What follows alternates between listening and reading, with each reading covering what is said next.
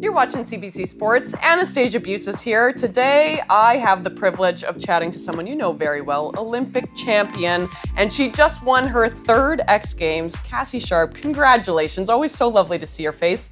How are you feeling? What a victory.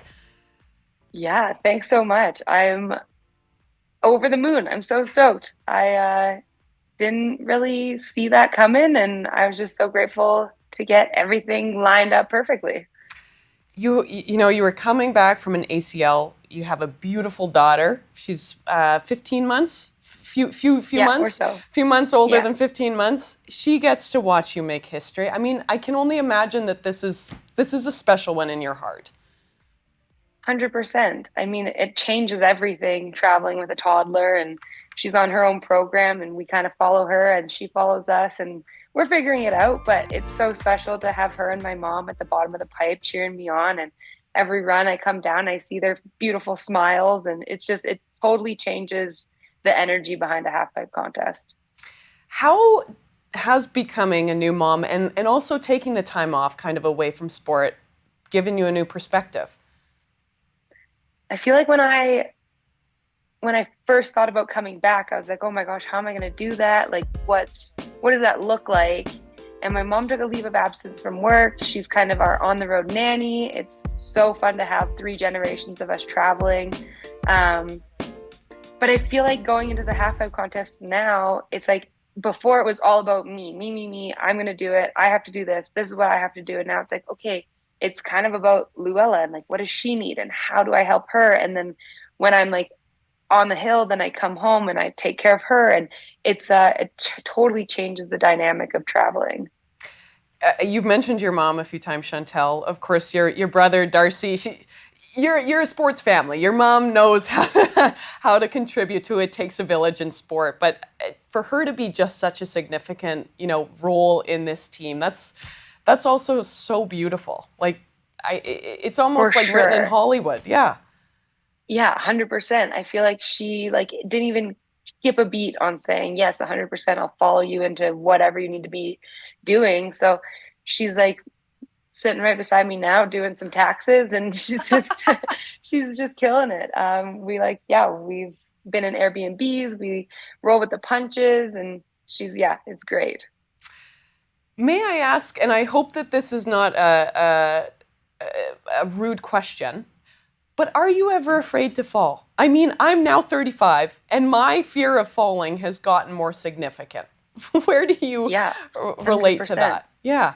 Yeah, it's so funny. I actually had we were training before X Games in Calgary, and I had a pretty bad Mhm. crash in the pipe, and I winded myself and couldn't breathe for so long. It was just doing that classic horrible winded breathing, and I came home and I genuinely like couldn't walk very fast for a few days, and like I just like the risk reward of like learning new tricks and going big and like doing these competitions like the it's totally shifted my perspective on like how to manage that, because if I do get injured, like I'm a mother, like I'm a caregiver, like it changes how much, I guess, like how much risk I'm willing to take on. I've been doing this for so long that I know my tricks and I know I can do them, but one bobble, one mistake, you can go down. Hmm. When we're not going to talk about falling anymore, but when you're on one, which you have been, of course, what does that feel like right now with just a little bit more hindsight? You've accomplished so much. I can only imagine. Yeah, I feel like coming into this season, I almost just wanted to be like, I'm going to be there. I'm going to compete. I'm going to do my best.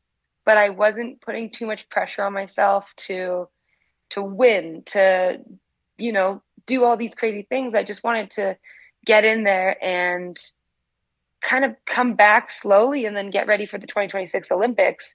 And then, of course, I'm just a competitive person and I couldn't reel that in. So I just kind of came out swinging and was like, I want to be in the mix. I want to make the finals. I want to be on the podium. And yeah, it's a natural fire inside me that I'm just a competitive person. I read a quote though, and you said it so beautifully, where you were like, when I was coming back, I really wanted to give myself the grace. Like, I wasn't going to Hmm. do something that didn't feel right. Like, how did you find the filter to kind of figure out what felt right in this process of your big comeback? Yeah, I think like giving yourself grace can mean so many things. And I think for me it was like not pushing myself if I didn't perform the way I wanted to in that moment. So in New Zealand, I was so sick. It was my first contest back, and I like did not give myself the grace to be like, I'm so sick, maybe I shouldn't compete. I was like, I'm competitive, I'm going to compete. And I like didn't land a run and I came third last.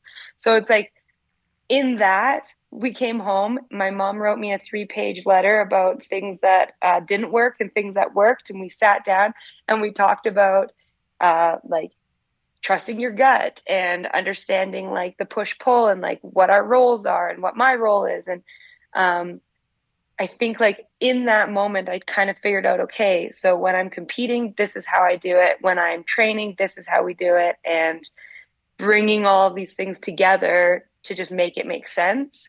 So it's taken a lot of like trial and error to like get into this like mediumly well oiled machine that we're in right now. What I mean, you've got a World Cup tomorrow. You are calling in from Aspen, so I appreciate your time so much. There is a big World Championships coming up, though. St. Moritz, pretty lovely.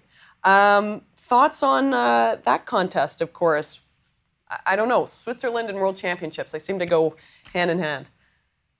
I know. I'm actually so excited. I haven't been back to St. Moritz since 2013, maybe. And so going out there, it's so beautiful. It's so nice.